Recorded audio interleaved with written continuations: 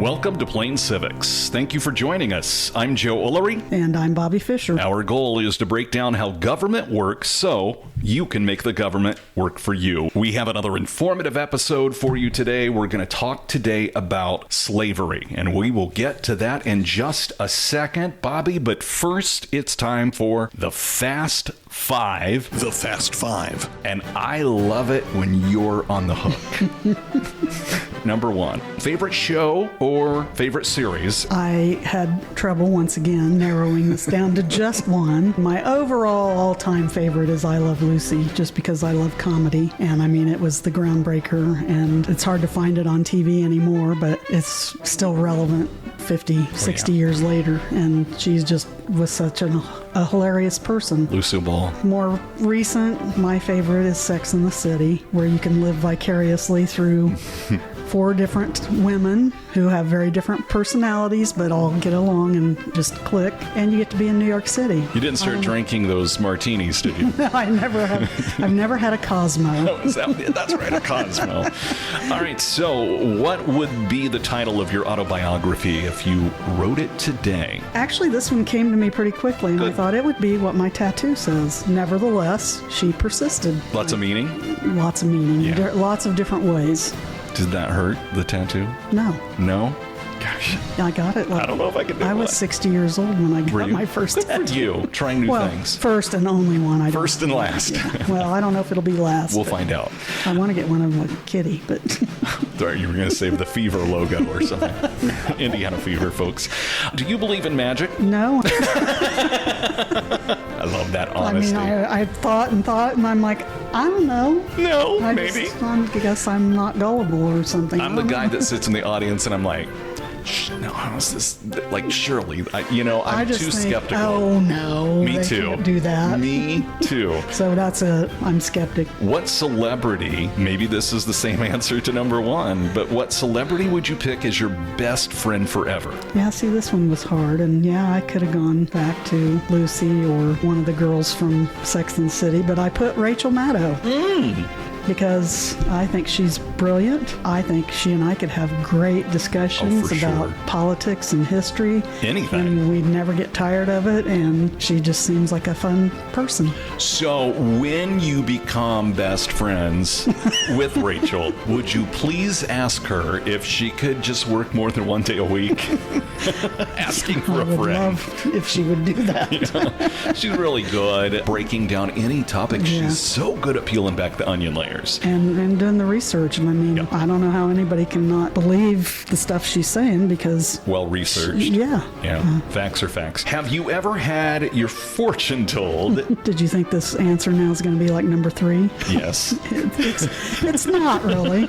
But the answer is no, I haven't had it done, but I've thought about it several times. Too. A friend and I talked about doing it a long time ago. I guess the reason I didn't is it was cost prohibitive and fear. I don't know if it's really fear, but I guess fear of what I might find out. Right? It's like when it's probably best we don't know our expiration Right, date, those right. kind of things, or But- how we're going to die. I think for me, back at the time, I was seriously considering it was cost Yep. prohibitive more than anything. And it's not the kind of thing you want to do at Kings Island No. or Indiana Beach, to mention a couple. And there aren't a lot of them around here. No. So, okay, great answers. Thank you for walking us through this. That's the Fast Five and getting to know a little bit more about Bobby. And so, Bobby, that means it's time for you to take it away, and we should get to work. And now our feature presentation.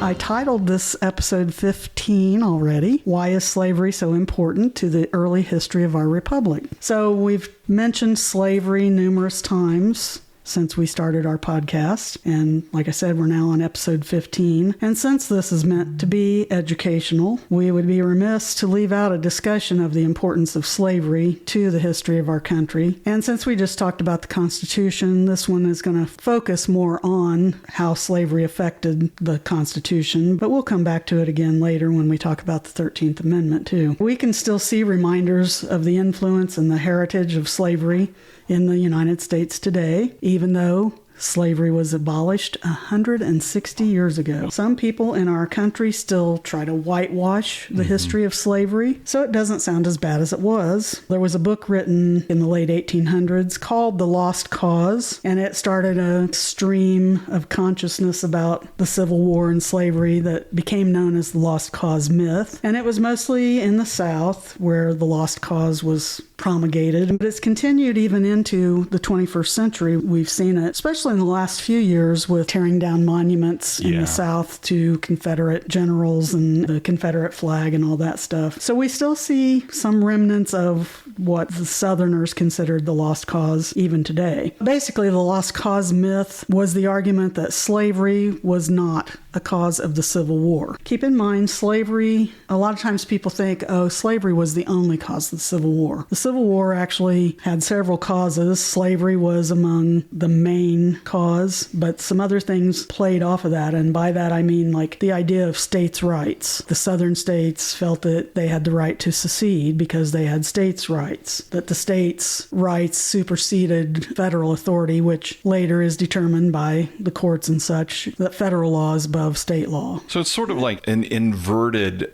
wedding cake. You got local law, state law, and then the biggest layer of the cake is at... Or turn a triangle upside down. There you go. Yeah. So states' rights came out of that because the southern states wanted to protect slavery because it also was part of their economy. I mean, they were an agricultural economy. There weren't a lot of farmers, but the large plantation owners that owned a lot of the land in the South needed the slaves, or at least they thought they did, to grow their crops and collect the crops. Yep. So there were states' rights. There was the difference in the economic systems between the North and the South, and that then caused political polarization so that when Lincoln runs as president for the new Republican Party in 1859, there are 5 candidates for president under 5 different political parties. Wow. I mean, there were 2 Democrats, but one was called Southern Democrat, and then you had Stephen Douglas, who was Northern Democrat, and then there was the Constitutional Union Party. There was another party, and then there was Lincoln, who was the new Republican. Slavery is still involved in all of those other things, like the states' rights. Why did they want to protect their rights?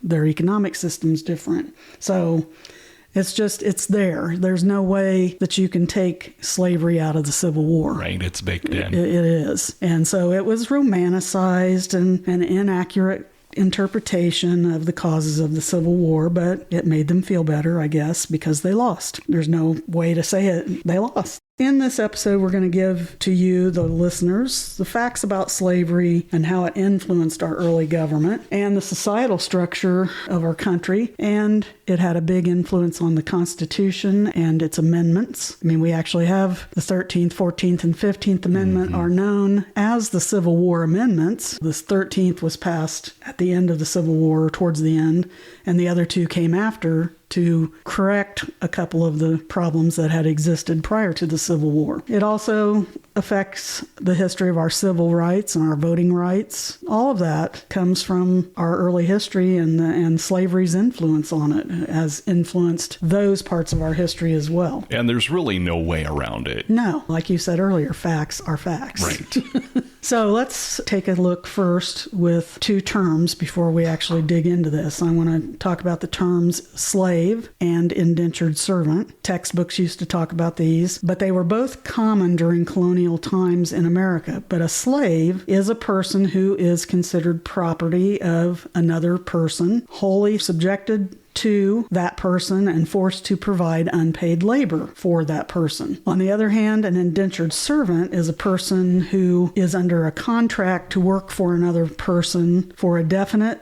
period of time, usually without pay or in exchange for free passage and then maybe a place to live while they're working, but they don't get any real pay because they're paying the person back that helped them get across the ocean to come here. When their contracted time was over, then they were free. Slaves, on the other hand, were not free. They did not work out their time like an indentured servant. So a lot of the people that came to America as indentured servants during colonial times were white laborers. They were poor and living in Europe, and some places in Europe, had famines and such. So they wanted to just try to come to America to get a fresh start, but they couldn't afford it. They would agree to let somebody pay their way, and then they would come and work for them for a while. A lot of times it was like a 5 or 7 year contract that they would work, and then they're free and they could move on or, whatever they wanted at that point. Slaves, they did not gain their freedom. Right.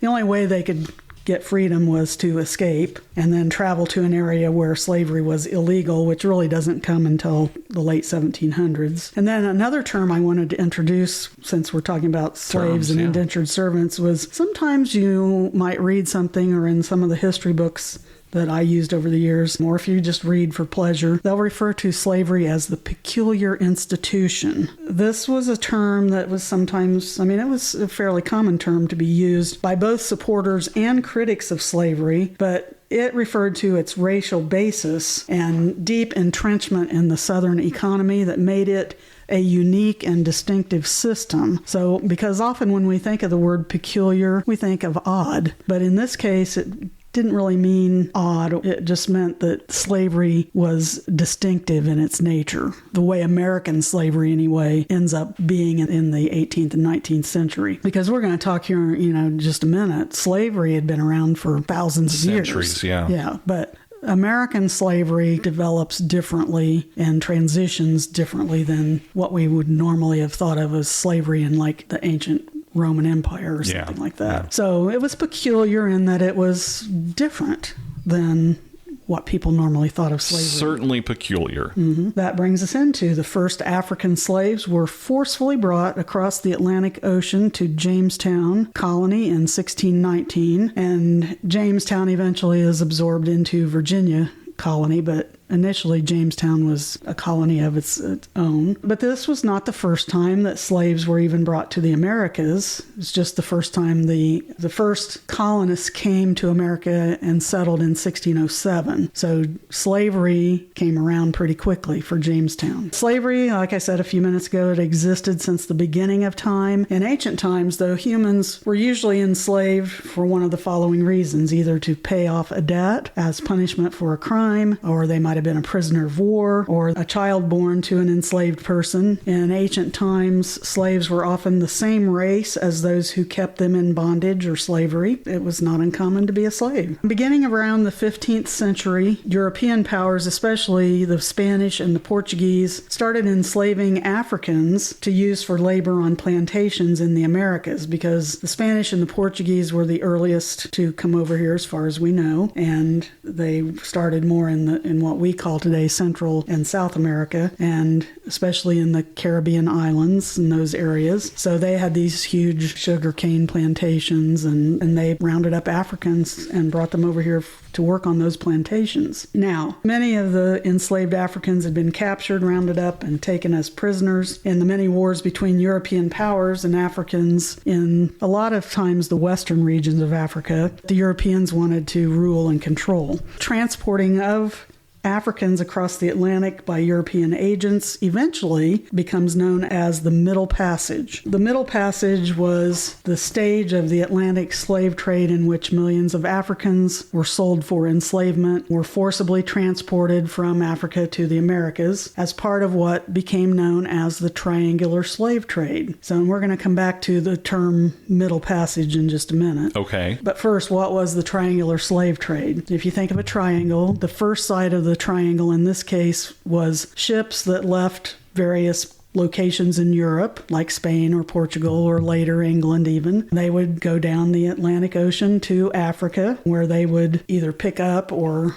have their people go up and take some of these captive Africans, and they'd put them on the ships, forcefully. And then the second part of the triangle was the slave ships transporting the African captives across the Atlantic. And the third part of the triangle is, and this completed the triangle, using the proceeds they got from selling the enslaved people in the Americas, and then they would in turn buy products from the Americas like furs and hides and tobacco and sugar, and rum was a big thing that came from like the Caribbean, raw materials, and then they would go back to Europe. So they weren't taking an empty boat back. No, they, went and got the slaves, then they went across the ocean, they sold them, got stuff they wanted, and went back to their home country. Started it again, yeah. So that was ongoing, so that's why they called it the triangular trade. Now, the Middle Passage, there actually were 3 parts to the passage. So the first part, which they called the First Passage, was when the Africans were forced to march from their inland homes to somewhere along the coastal part of Africa, where they were basically chained together and forced to march to these places along the coast and wait for the next ship. So that was the first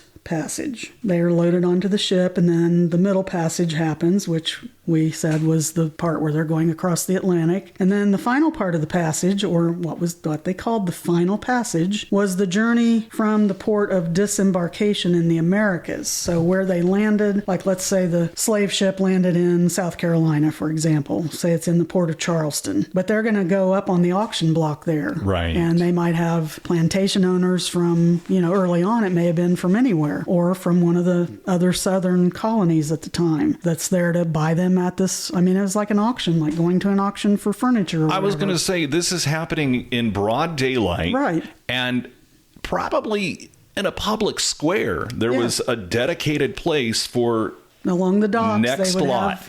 Next lot. Yep. And so that was the final passage, was now they're here, they've been bought by somebody, and they're going to go somewhere else in America. So that's the final passage. Now, modern estimates are that over 15 million Africans were transported to the Americas during the Middle Passage. So conditions on the slave ships were absolutely horrendous. In fact, once this episode airs, I'll put there's a little diagram that's usually in history books that shows kind of a cross-section of a slave ship and how packed in like the humans would be on the lower decks, and kind of gives you an idea that, this wasn't like going on a Disney cruise. No, it was not. Not anywhere like that. The transatlantic voyage itself could last anywhere from 5 weeks to a couple of months or more, depending on the weather and the seas. I even saw a couple of reports where there were a few times it might even take 6 months if the ship got off course. Wow. And then they're trying to correct. So remember, they don't have modern equipment like ships and airplanes navigation do. or anything like that. Plus, they've only packed so much food. Right. And supplies. So the ship usually would have several hundred slaves and about 30 crew members. The slaves consisted of men, women, and children. The captive men were normally chained together in pairs to save space, and they were chained to prevent them from rebelling because they would be the strongest, And the women and children might have had more room and freedom, just depended on the company that was bringing them across the ocean. But sometimes I read even, women and children were more likely to be allowed to go on the upper deck and maybe get air. But most of the time the ships would let even the men go above deck and get air, but they were still kept together to prohibit them from having an easy time to rebel and fight somebody. At best, captive slaves were fed things like beans and corn and yams and rice with maybe water once a day, if at all. Wow. Yes. And then when food got scarce, like if, let's say, they did get off course or the weather was bad and it was taking an extra long time, obviously whatever food was left, the crew had first dibs on before the slaves. So, there might be times if it took a long time to get over here that they might be unfed and without water longer than a day. And again, keep in mind that, many of them have shackles on, and I can only imagine maybe seasickness from rocking the boat, and on top of that, they have squalor and disease going on because below deck, especially if it was during the warmer months, it's going to be hot. There's no windows to let in air, and there are no bathrooms. So I'm not going to go into detail, but you can imagine you do it right where you're at. And even if you were allowed to get up, they didn't have modern facilities like we do now. Everybody's got to go, so you're going to go where you're at. So enslaved Africans often lived for months below decks in conditions of squalor and indescribable horror. Diseases spread, and ill health actually became one of the biggest killers of the slaves that were below deck. Mortality rates were high, and those who had been sick and died were not always found immediately because the crew didn't always pay that much attention to the slaves that were below deck. So you can imagine this made the intolerable conditions even worse. And sometimes the bodies of those that died might, lay around there for a couple days, and then when they realized, they would be taken to the above deck and be thrown overboard. But obviously I can see why crew members wanted to avoid going into the hold below. Many of the living might have been shackled to someone else, like I said earlier, and maybe that person that you're shackled to had been dead for hours or days. Disease and starvation due to the length of the passage were also main contributors to the death. People had things like amoebic dysentery, which I looked up. I've heard of it, but it's like basically a parasitic infection of your colon, and you can imagine what the after effects are. Sure. And then scurvy, which starts as a lack of vitamin C, but if it is continued to go on and on, basically you eventually don't have enough red blood cells and your body dies. And I'm thinking to myself as you're going through this, to be captured from your homeland and forced to march onto a boat and be shackled to people. These folks, what's going through their mind? Like, they have to be kind of going mad. It's like being trapped in a casket. That and be in shock, if nothing else. So in addition to those things, people, they had outbreaks of smallpox, syphilis, measles, basically about any terrible disease you can think of, because they're in these close quarter compartments. They're, stuffed in there basically, and there's no sanitation. The rate of death increased with the length of the voyage, and the incidence of dysentery and scurvy increased with longer stints at sea, and as the quality and amount of food and water diminished as well. That didn't help matters either. So, in addition to physical sickness, many of the enslaved became too depressed to eat or to function efficiently. They're facing loss of freedom, maybe loss of family, security, their own humanity. Yes. The two most common types of resistance: refuse to eat. What's going to happen if you don't eat? You're going to die. You're going to die. Or just outright commit suicide. Keep in mind that these African men and women and children were considered less than human. To the slavers, they were cargo or goods, and treated as such. In many ways, not being treated like a human should be treated. When the slave ships arrived in America, slaves were sold at auction. It was common for families to be separated and sold to different owners. And again, because slaves were considered property and like a piece of furniture. It didn't matter if this child, went with this lady, or the husband or whatever, the father. If one owner wanted one for some purpose and someone else needed a woman to, like, a lot of times the women, some worked in the fields, but some were like the domestic, would work inside the homes or the plantations. So there was nothing to break up a family, and they didn't care. They didn't have any rights. No. And the same thing goes with once slaves became property. Some owners and overseers treated their slaves harshly, which included whippings and beatings. If the slaves didn't perform up to expectations, or if they tried to escape, that was dealt with severely. Sometimes, whipping until they died. Now, during most of the British colonial period, so we're talking basically from the 1600s on, slavery existed in all of the colonies. People enslaved in the North typically worked as house servants, artisans, laborers, and craftsmen. In other words, maybe they knew blacksmithing or silversmithing, or they could at least help, or the main person doing that. Or they could be a carpenter. But the greatest number of northern slaves were found in the bigger cities of the North. A lot of the men in the North worked on the docks and in the shipping yards. In 1703, so this is almost 100 years after the first colonists came over that didn't die right away, more than 42% of New York City households held enslaved people in bondage, the second highest proportion of any city in the colonies. So even in 1703, New York City had a large portion of slavery, but they weren't working in the fields. They were doing these other types of jobs that I just mentioned. There were some small farm communities in the north that might have some agricultural workers that were slaves, but in the South, that obviously is mainly how slaves were used. A lot of that is because, as I mentioned earlier, the South, there were some small farms, but a large portion of the economy of the South was based on what these large plantations that grew commodity crops like cotton and tobacco and sugarcane and such. They are the ones that employed a lot of the slaves. By 1770, there were just under 400,000 black people out of the population of 2.17 million in what would become the United States. Now, when the Revolutionary War began, which keep in mind that's 1775, 76-ish, I mean, there's kind of a discrepancy about when it actually began, but Lexington and Concord was in 1775. So colonial rebels began to offer freedom as an incentive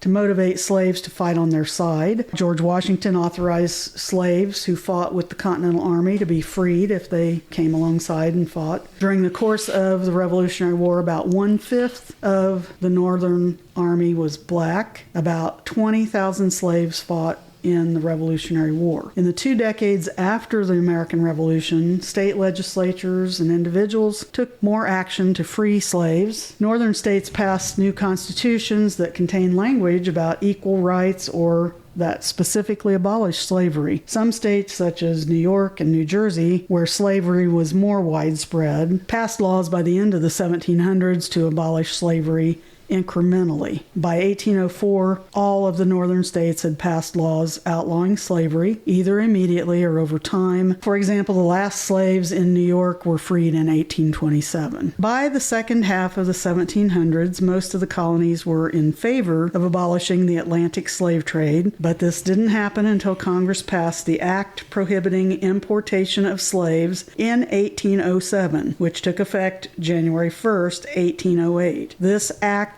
did not end the slave trade in the U.S. as the domestic slave trade continued into the 1860s, but it just meant they were not bringing any new slaves across the Atlantic from Africa. Now, no southern states had abolished slavery, but some individual owners, more than a handful, freed their slaves by personal decision. In the 1800s, proponents of slavery often defended the institution of slavery as a, quote, necessary evil. At that time, it was feared that emancipation of black slaves would have more harmful social and economic consequences than the continuation of slavery. Keep in mind, many of the framers of the Constitution themselves were slave owners. Slavery was deeply embedded in some areas of the United States by the late 1700s. But not everyone agreed with having humans as slaves, but even those who wanted to abolish slavery did not necessarily see African Americans or Native Americans as equals. Many people had the misconception that white people were superior intellectually to people of color and that people of color were savages. Many had the perception that colored people could not be educated or made civilized. Sadly, we can still see some of these attitudes remain at a certain extent with some of our fellow citizens today as they practice it and show it through their prejudices. I think, there's still a fair amount of people that still believe that whites are superior. I would agree with that. It's sad, and it's been proven to not be true scientifically. Kind of take a minute to think about that. And we still see up until like the civil rights movement of the 50s and 60s. That's a lot of the reason why, especially in southern states, they didn't want to extend the vote, tried to make it difficult once vote was extended. Jim Crow laws. Yeah, to allow people of color to be able to vote. Hopefully, I've given a sufficient background to the history and significance of slavery in the colonial period and early history of the U.S. Let's take a look at the influence of slavery on our Constitution itself. Delegates did not want to deal with slavery head-on at the Constitutional Convention, and I think I mentioned that a few times briefly in our previous Constitution episodes. Framers of our Constitution themselves, many of them, 25 out of 55 of the delegates were slave owners themselves. Which is almost half. Mm-hmm. Wow. And it was generally thought that because the institution of slavery was especially embedded in the Southern economy, that it would be difficult to pass a new constitution that tried to eliminate slavery. So they were dancing on a pretty, fine line here. It is interesting to note that the framers never used the term slavery in the wording of the Constitution. It finally shows up in the wording of the 13th Amendment written in 1865. Think about that. That's 80 years almost after the original Constitution was written. Man. In the writing of the Constitution, they used euphemisms and indirect references such as, quote, persons held to service or labor, or, quote, persons imported. They used those types of phrases in place of the word slavery. Essentially, the framers made compromises on slavery in order to gain the support of Southern states, including the three provisions I'm going to go over here in just a minute that actually help to protect the institution of slavery. The three compromises the framers made in the new Constitution in regard to slavery are the 3/5 Clause, the Slave Trade Clause, and the Fugitive Slave Clause. The 3/5 Clause, which we've talked about a little bit before, can be found in Article 1, Section 2 of the Constitution, and it stipulated that enslaved people, and they didn't use those words, it actually says those bound to service. So enslaved people would be counted as 3/5 of a person for purposes of representation in Congress and for determining each state's share of federal taxes. This gave Southern states more representation in the House of Representatives and the Electoral College than they would have had solely based on their free population. So it effectively empowered pro-slavery interests. The Slave Trade Clause can be found also in Article 1, but in Section 9. It prohibited Congress from banning the importation of enslaved people for 20 years, and the actual wording there was importation of such persons or any of the states now existing shall think proper to admit shall not be prohibited by Congress prior to 1808. Talk about a word I was salad. going to say they went way out of their way To dance around. Yeah, to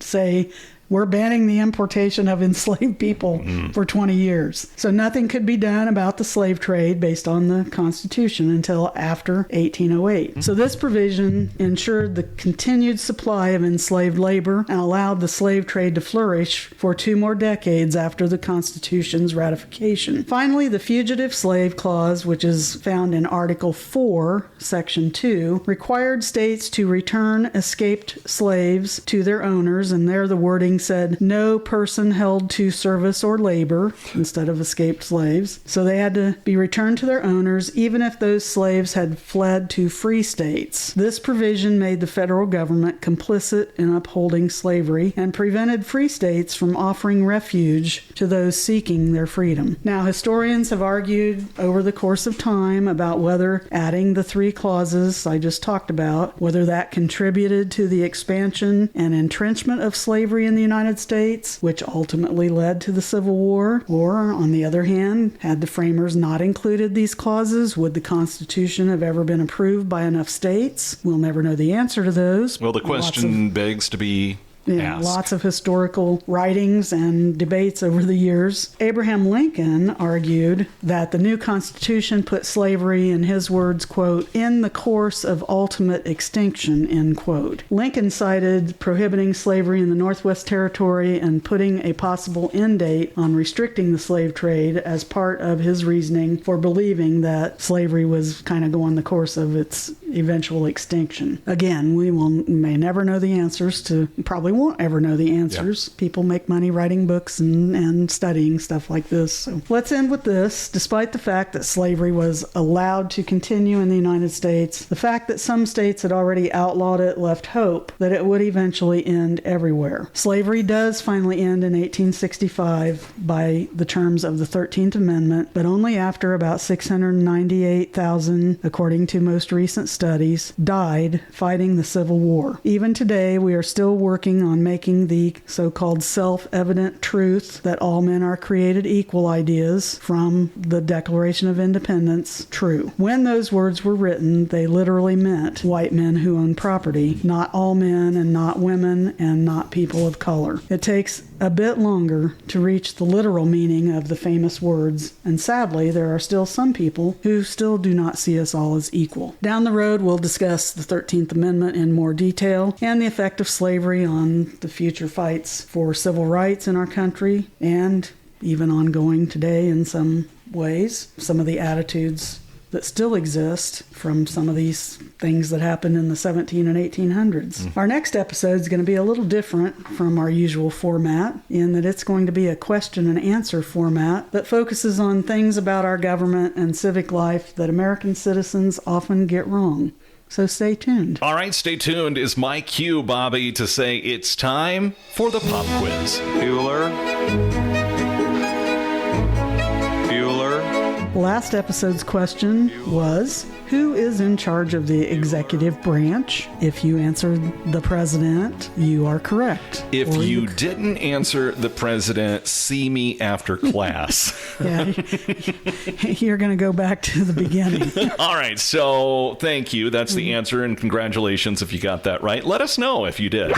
So where are we headed? This episode's question from the U.S. naturalization test is, who makes federal laws? And there are a couple different ways you can answer that. Okay. So we'll just leave it at that. Leave it at that. Yeah, this is gonna be a little bit tougher of a question, I think, for folks. So let's see where we fall on the other side of It this. should be easy, but I could see where people might. Don't overthink it. That's why I wanted to say there's a couple different ways you can answer, because there's different names you can use for some of the answers you could give. This is going to be one of those questions where you want to be on the teacher's good side with your answers, because she might see where you're headed with your thinking. So, all right, that's next week's question.